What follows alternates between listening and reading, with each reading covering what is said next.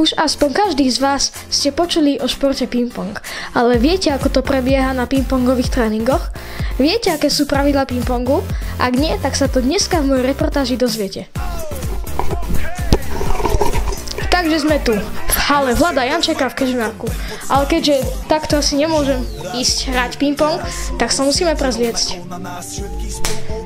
A môžeme ísť hrať.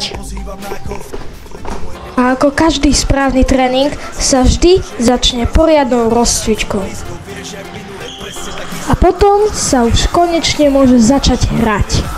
Barvy kvetov letia vzduchom, čo vietor s úkou žiari lúčom. Žijeme len raz, práve tu a práve teraz slnko svieti rovnako na všetkých z nás. Tak sa nemrač, ale zabudni na stres, zabudni, čo tu bolo včera. Dneska je tu ďalší deň, voda, slnko, party, klub, relax.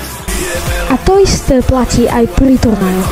Slnko svieti rovnako na všetkých z nás. Tak sa nemrač, ale zabudni na stres, zabudni, čo tu bolo včera. Dneska je tu ďalší deň, voda, slnko, party, klub, relax. A restu nerobme, len prelove, prežite. Urobme to prelove, party, smiech a zážitok. Toto je hudba, toto je mier. Ešte som si tu pripravil rozhovor s našim trénerom.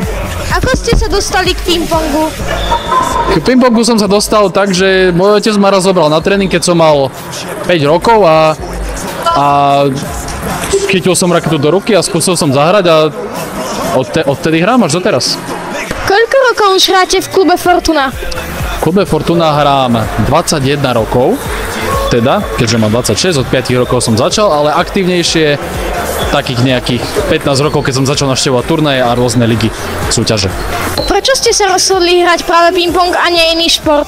No, pretože môj otec ma k tomu navedol, vtedy som bol malý a pripadalo mi to, že je to OK, že skúsim vynikať v nejakom športe, v ktorom nevyniká toľko ľudí a celkom mi to išlo, tak som v tom ostal, pokračoval som v tom. Ďakujem za odpovede na moje otázky. Dovidenia. Majte sa, dovidenia.